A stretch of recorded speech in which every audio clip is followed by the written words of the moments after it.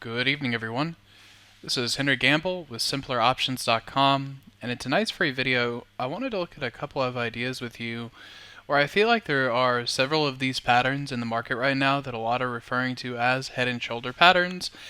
I don't know that they're going to resolve in that direction. So taking a look at SMH, this is the part, or one of the ones that I find to be the most curious.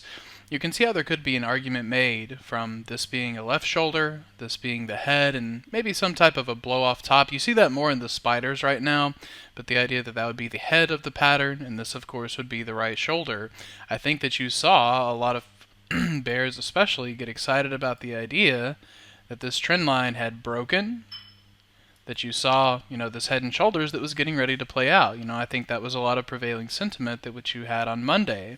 However, if you step back and look at this trend from the perspective of, instead of thinking of this as a head and shoulders, instead think of the decline that we saw on Monday as a pullback into symmetry. It's interesting to note that the decline that you saw from this was the 919 swing high down into the third that came in the month after.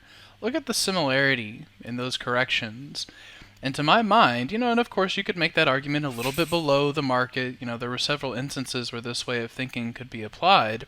But I just see this as being a correction, no different than the correction that we had back here.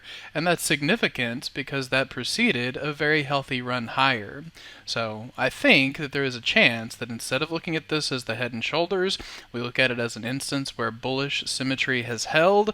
This is the reversal that I would work that idea against. If this is going to be good, and we, and we've seen our hiccup for the year and we're getting ready to push higher, at least you have a very clear area to define your risk against and pursue it long against that 128 low. I think that's worth noting in the SMH ETF. Of course, its heaviest component making the new lifetime high today, and then one that I wanted to show you a little bit further down the list with MU.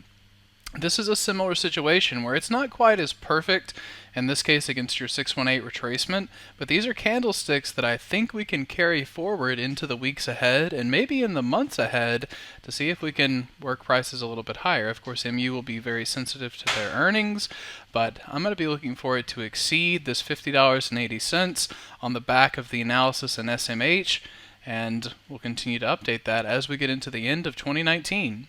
So I hope that's helpful, and we will see you at the next free video.